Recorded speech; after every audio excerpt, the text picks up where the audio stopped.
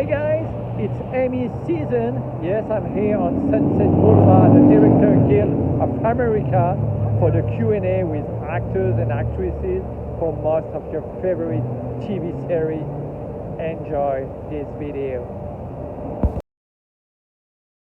Francesca Sloan, co-creator, showrunner, and EP, and Maya Erskine. Welcome. Chemistry, Maya, that you and Donald have. No matter whether we were seeing fight scenes or love scenes or just how you guys were putting together strategy for a case, it's very intimate. What can you share about how you and Donald found a place of trust to be able to film these scenes? Yeah, I mean, we spent a lot of time together. It was because it was just us two. And I think when we first met, we were filming the first episode, so we actually shot a bit in chronological order, so it helped with the chemistry, because I think in the beginning, we're still getting to know each other. We don't quite trust each other. So we were developing our friendship in that first month of shooting. And I think it was in the subway scene when we're writing it that like him and I started sharing secrets that were embarrassing about ourselves, and it like opened up a whole world of like, oh good, we can say that in front of each other. You're not gonna judge me. So then we just completely bonded and grew really close after that. Francesca, these are two, so yeah, we have Mr. and Mrs. Smith in name, completely different Mr. and Mrs. Smith. We knew that if we were going to do something like this, we wanted it to be very original, because I think a lot of people have fatigue of these reboots, you know, and we wanted it to feel like something fresh. Otherwise, in our opinion, why do it? And the idea of sort of having these two normal people felt like such a great way to sort of access them. Anybody could be a John or a Jane. It sort of almost accidentally or subliminally became this mantra of our generation, of this notion of a dream, especially after the pandemic. It's like, what would you do for that brownstone in New York with your partner in life? How could we make somebody want to be a part of that? And so that was the direction that we went in. Maya, we know you so well from Pen 15. We have any Pen 15 fans in the house? This is something so different for you. Is that what attracted you to the role? Definitely.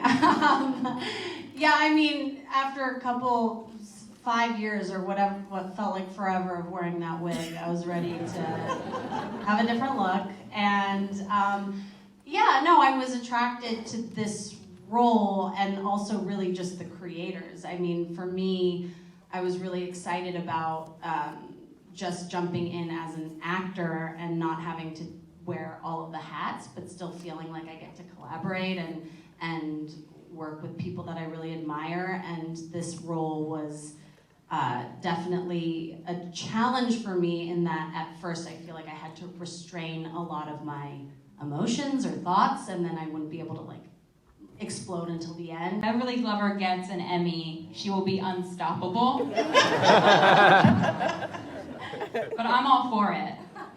I actually just want to do a campaign to get Beverly Glover an Emmy. Deadline's got you, girl. Now, Maya, there's so much growth for these characters throughout the entire season and in our finale. Hopefully everybody's already watched it more than once. There's in the final where they take some truth serum, and there's so much, you guys are bare. What can you say about your approach to playing this character from the beginning? You know, these are strangers, to when these are two people at the end completely spilling their truth. Yeah, I feel like there was a lot of like modulating on set, like, cause it you know, you're playing this cat and mouse game in the beginning, and you're trying not to reveal too much, but also reveal little, but also have chemistry. So it's this like funny balance that we were always trying to nail. I don't feel like, I think we reshot that scene, right, later on, but for the scene, not the true serum, I'm talking about in the pilot, when they're in the diner, or the restaurant. Yeah, we reshot that. But yeah, once we get to the truth serum, I mean, that just felt like I took a drug and got to like release all inhibition and everything, and it was really scary, but then it felt like, you know, my theater classes in college of like rolling on the floor and just sucking on each other's face and letting everything out. So it was really just gratifying to do. Now, before we introduce our guests, here's a clip. The producers of Fallout, Geneva Robertson-Dworak and Brad Wagner. He plays Maximus, Erin Moten. She's Lucy McLean, Ella Purnell, and beaming in from the set of White Lotus in Thailand, he plays the Ghoul, primetime Emmy nominee. Hi, Walton Goggins. How are you? Hi, Sawani Cop, everyone. So I want to begin with the actors because you represent a different perspective of what is going on in this show and the apocalypse. Ella, I'm going to start with you. You are kick-ass.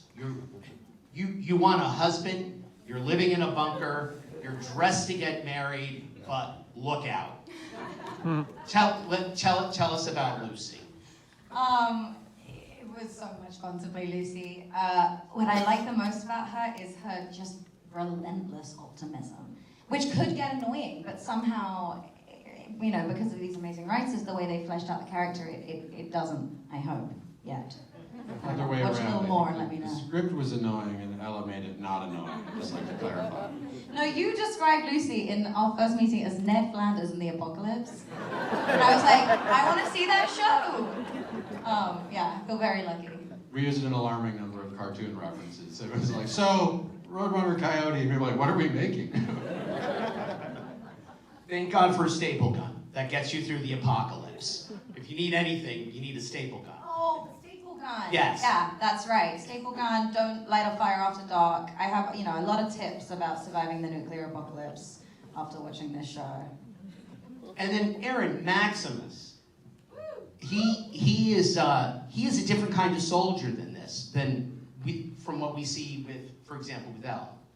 Yeah, but also I think a really different kind of soldier story that we are used to seeing. You know, I was happy to get the opportunity to play a person who's just as afraid as he is brave, just as truly a hero as he's pretending to be one. You know, it's really interesting guy, and of course, you know, of the three, you know, characters, the only one who was born and raised in the wasteland. So, you know, we did a good job, I think, of mapping out how that changes a person's mentality, you know, how they bend to distrust of people and how, you know, how you experience a life of running. I don't know, you know, you imagine so many things of like what you could deal with, you know, having been up there your whole life. And I really couldn't believe what I was reading. I knew it was going to be a very unique opportunity to play a person at two very unique, very different times in their life. A world that existed before these bombs fell, and a world that he had seen and experienced 200 years after the bombs had fell. He had seen the worst that humanity has to offer. It was a unique tone and a unique moment in our world history, if you will, to begin to talk about these things with the humor that is built into the DNA of the game itself. And it was, you know, one of the most extraordinary rides I've had so far in my career. Fallout, and how both of you came to it. Well, I mean, it started with Todd Howard talking to Jonah, and then Jonah talking to Geneva. And, you know, in the great human centipede of this show, I'm at the very end, happily. Because you gotta understand, it's a great big sci-fi. Hiring the writer of, you know, Captain Marvel makes absolute sense. Geneva's idea to bring me aboard as the writer of the celery sketch for Portlandia is not the most logical thing. And I don't ever want to know how many fights Geneva had to get me, to bring me on to the show. No fights. Well, that's very kind of you, I know.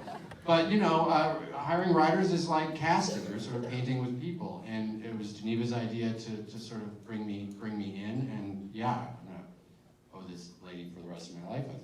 Well, I just thought Graham was the most necessary component of all this to me because the games are obviously some of the greatest video games of all time.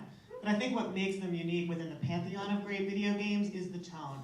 You know, the Fallout games are this amazing mix of violence and weird humor, and I knew I wasn't going to bring the level of humor that the show needed, so that was Graham, and we've been longtime friends, so I was just like, thank God it's here when we were offered this project, because it's the perfect thing for us to join forces on. But if it was just me, Lucy would have never left the vault, and, and we didn't. It was very generously allowed to approach the game with the way I was going to see it. And I learned, I'm not a gamer, and the way I learned was to go on YouTube, and I watched the fans with these incredible videos they put together and histories and stuff. And the more I looked at it, the more I began to like the game. I just liked it. And so when I did my initial concepts, we were in a meeting with Todd Howard, and they were sitting there going, "Oh, you're doing the game." And I said, "Yes, because I really like this game." And I said, the big challenge is there's so much detail, it's so big and so epic and so world building. Now we have to actually figure out how to do it.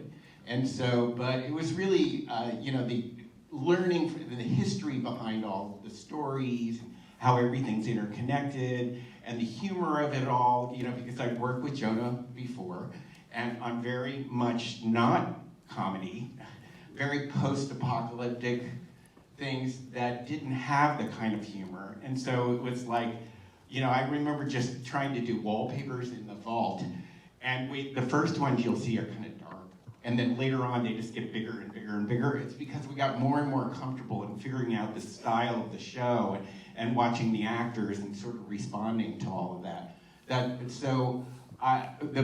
The blessing was that no one ever told me what to do. They just wanted to know, what do you think it looks like? And I did, and everybody did it, which was exciting.